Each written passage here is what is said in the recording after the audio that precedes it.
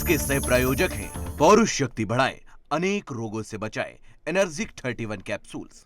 Headlines के प्रायोजक हैं Amber Gold TMT bar. Bhupendra cabinet में 24 नए मंत्रियों ने ली शपथ। शाम 4:30 बजे मंत्रिमंडल की पहली बैठक में बटेंगे विभाग। नए मंत्रिमंडल में शामिल नहीं है कोई पुराना मंत्री।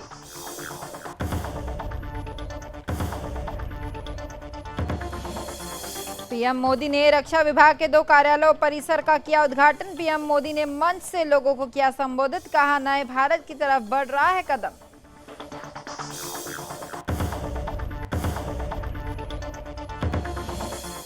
मुंबई दिल्ली एक्सप्रेसवे का नितिन गडकरी ने लिया जायजा। एक्सप्रेसवे पर हो रहे कार्यों का किया गया हवाई निरीक्षण। मोदी सरकार की महत्वाकांक्षी योजनाओं में से एक है प्रोजेक्ट।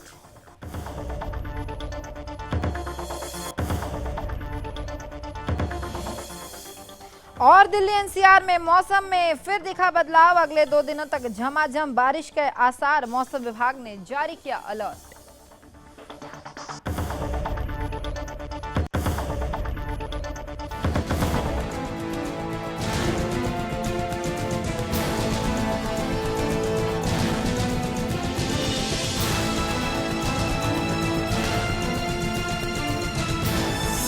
आप देख रहे हैं सुदर्शन न्यूज।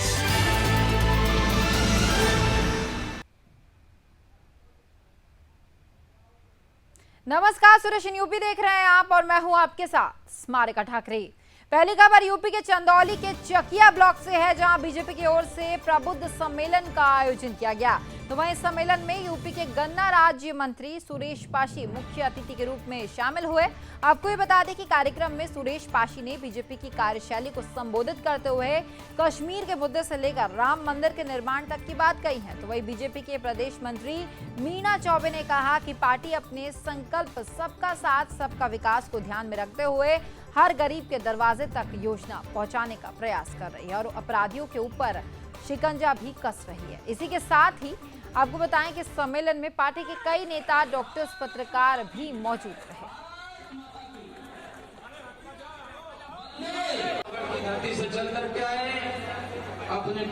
बीजेपी का प्रबुद्ध सम्मेलन का आयोजन किया गया चंदौली यूपी में, जहां मीना चौबे जो है प्रदेश की मंत्री मुख्य अतिथि के तौर पर मौजूद रहे।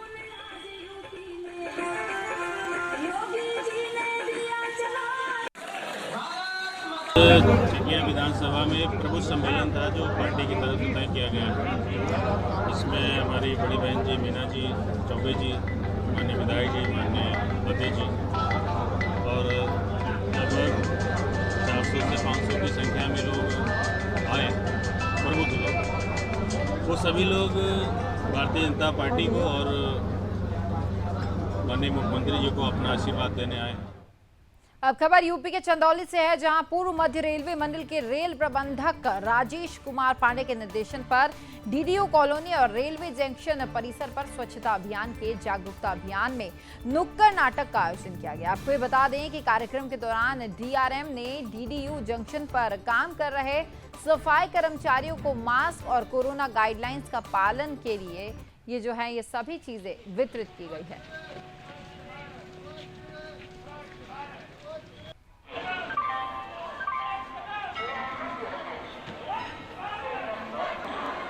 जैसा कि आप सभी को पता है कि स्वच्छ भारत अभियान के तहत रेल मंत्रालय ये पखवाड़ा मना रहा है 16 से 30 सितंबर के बीच में, और इसमें हम अपने विभिन्न अलग अलग दिन हम डेडिकेट कर रखे हैं।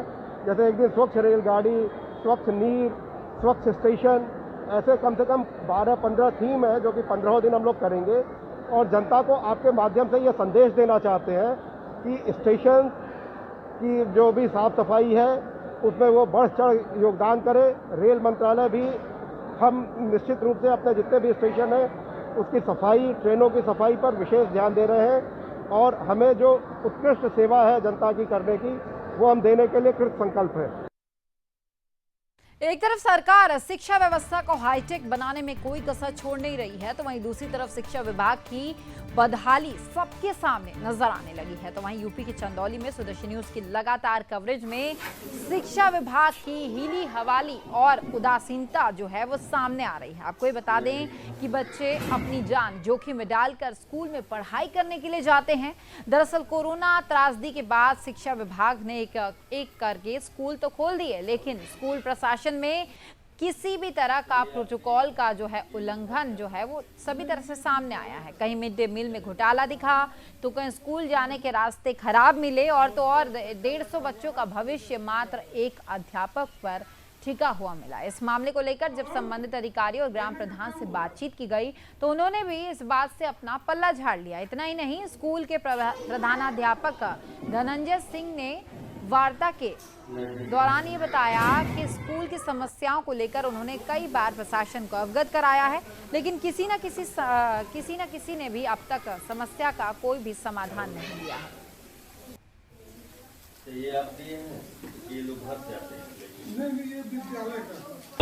चकिया विधानसभा में प्रबुद्ध सम्मेलन था जो पार्टी की तरफ से तय किया गया।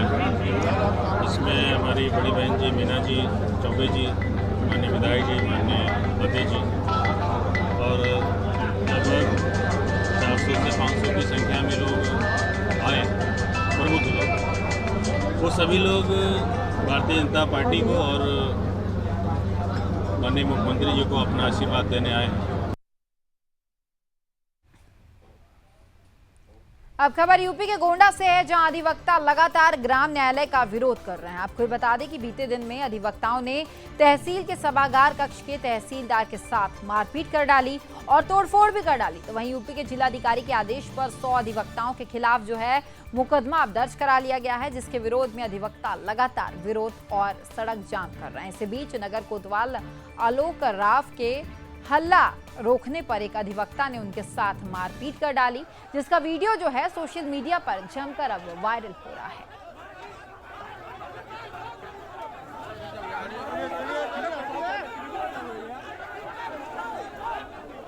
तो वहीं अब खबर हमीरपुर से है, जहां गन्ना अन्ना जानवरों से परेशान होकर एक किसान ने फांसी लगा ली है। आपको बता दें कि अन्ना जानवर ने किसान की लगभग 8 बीघा मूंगफली की फसल को नष्ट कर दिया। किसान अपने खेतों की दिन रात रखवाली किया करता था, लेकिन अन्ना जानवर लगातार किसान की फसल खा जाते थे, जिससे परेशान होकर किसान ने कदम उठा लिया। तो वहीं आनंद फानन में परिजनों ने सामुदायिक स्वास्थ्य केंद्र में उसे भर्ती कराया। किसान की हालत गंभीर होने पर उसे मेडिकल कॉलेज रेफर कर दिया गया है।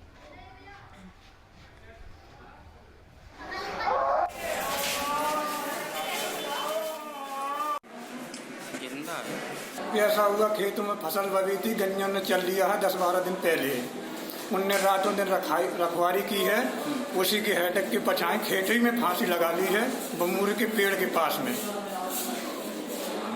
कैसी हालत है? हालत कैसी है? हालत गंभीर है। अभी क्या हुआ था? मूंगफली की फसल थी। मूंगफली की? हाँ। कितने बीघे में? 8 बीघे में। अन्ना जानवर चल रहे? हाँ, अन्ना जानवर चल रहे थे।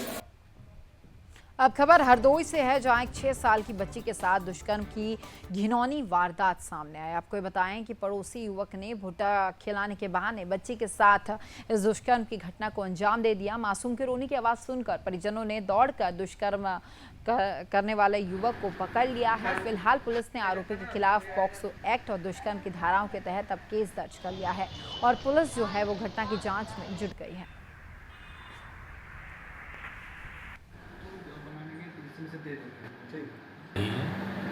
थाना संडीला पर एक महिला जो अपने मायके में आई थी, उसने एक प्रार्थना पत्र दिया है कि उसकी बेटी के साथ घर के सामने रहने वाले एक जुर्ग ने अपने छत पर ले जा करके भुट्टा भूनने के बहाने उसके साथ बुरा काम किया है। पुलिस को जैसे सूचना मिली, पुलिस ने तत्परता दिखाते हुए तत्काल इसमें अभियोग पंजीकृत किया है और अभियुक्त को गिरफ्तार किया है।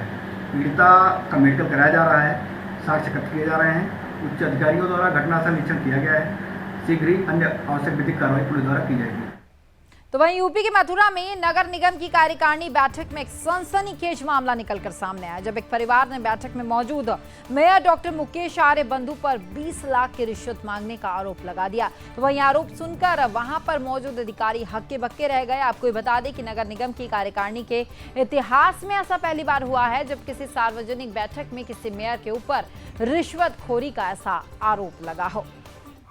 दरअसल नगर निगम की मार्केट में पीड़ित की दुकान थी, जिस पर वैद्य जी ज्वेलर्स नामक दुकानदार नजर लगाए बैठा था और उसने महापौर को 30 लाख रुपए देकर अपने नाम इसे करने के लिए दिए थे। पीड़ित परिवार जब न्याय की गुहार लगाने के लिए महापौर के पास पहुंचा तो उन्होंने उससे 20 लाख रुपए की घूस मांगी और कहा कि या तो 20 लाख दो या 15 लाख रुपए लेकर दुकान खोल दो। पीड़ित ने जब रिश्वत देने से इनकार किया तो मेयर ने वैद्य जी के नाम पर दुकान करवा दी, लेकिन परेशान पीड़ित ने फिर सार्वजनिक बैठक में आकर महापौर पर आरोप लगा दिया। फिलहाल नगर आयुक्त ने मामले की जांच का आश्वासन देते हुए पीड़ित परिवार को रवाना कर दिया है। देखिए, मैं पैसे वैसे की डिमांड तो किसी से नहीं करता और दरअसल में मैं उस व्यक्ति को जानता भी नहीं हूँ। रियलिटी है, मेरे सामने एक दिन केस आया था, काफ़ी लोग आए थे, तो वो ये कह रहे थे कि भाई ये दुकान पे मेरा कब्जा है और मैं इस दुकान पर रहूँगा। जब मैंने उसकी तय में गया और हमारे यहाँ जो आर के मित्तर हैं ऐसे, मैंने उनसे पूछा मैंने आखिर ये मामला क्या है, तो उन्होंने बताया कि ये व्यक्ति किसी ने अपनी सहानुभूतिपूर्वक उसको बैठा लिया था। अब खबर मुरादाबाद से है, जहां मिशन शक्ति फेज 3 के तहत शहर के सिविल लाइन क्षेत्र पंचायत भवन सभागार में बेटियों के सम्मान और जागरूकता कार्यक्रम का आयोजन किया गया। कार्यक्रम में मुख्य अतिथि के रूप में अंतर्राष्ट्रीय महिला कुश्ती चैंपियन बबीता फोगाट और विशिष्ट अतिथि के रूप में सुप्रीम कोर्ट की अधिवक्ता और मोटिवेशनल स्पीकर सुनैना प्रकाश पहुंची। अतिथियों ने कार्यक्रम में छात्राओं को जागरूक कर उन्हें सम्मानित किया है। तो वही मीडिया से रूबरू होते हुए महिला कुश्ती चैंपियन बबीता फोगाट ने कहा कि प्रधानमंत्री मोदी जी ने जो नारा दिया बेटी बचाओ बेटी पढ़ाओ, वो नारा आज धरातल पर उतर गया है। तो वहीं कार्यक्रम में भाजपा के कई पदाधिकारी के साथ ही प्रशासनिक अधिकारी भी शामिल हुए। देखिए, बहुत अच्छा लग रहा है और सारी की सारी बहनें और माताएं यहाँ पे बैठी हैं तो और भी ज़्यादा अच्छा लगता है। ये एक महिला शक्ति जो बोलते हैं, तो आज वो महिला शक्ति की मिसाल आज दिखाई दे रही है। बेटी बचाओ बेटी पढ़ाओ, माननीय प्रधानमंत्री जी ने जो नारा जो दिया था, आज वो नारा आज मुझे देख के मुझे खुशी हो रही कि आज वो नारा रियल में ही धरातल के ऊपर उतर गया है और आज नारी शक्ति को एक अलग से वुमेन एम्पावरमेंट की तरफ उनकी एक और शक्ति, एक जो कहते हैं ना, मुट्ठी बन गई है।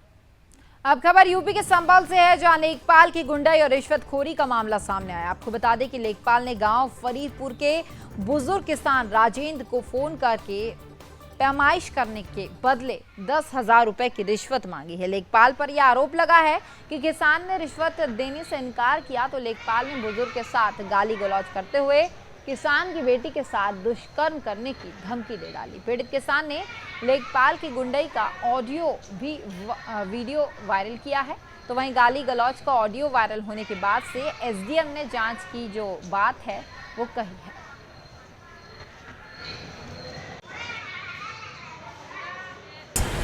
चकबंदी विभाग का एक लेखपाल का ऑडियो वायरल है। इसमें अभी जानकारी मिली है, वो लिखित शिकायत तो प्राप्त नहीं हुई है। उसी की जो ऑडियो हुआ उसी को एसओसी साहब को भेजते हुए जांच के लिए भेजा जा रहा है और अगर किसी का लिखित शिकायत प्राप्त होती है तो उसको अलग से जांच करते हैं। बताएंगे दलाली के पैसे मांगे रहे। कौन मांग रहा है? कानून साहब। कितने रुपए मांगे थे? 10,000। अच्छा, किस बात के? 440 441 नाफी दे के फेमस करीबे के। तो फिलहाल इस बुलेटिन में इतना ही। प्रदेश की सभी खबरों के लिए आप देखते रहिए सुदर्शन यूपी। नमस्कार।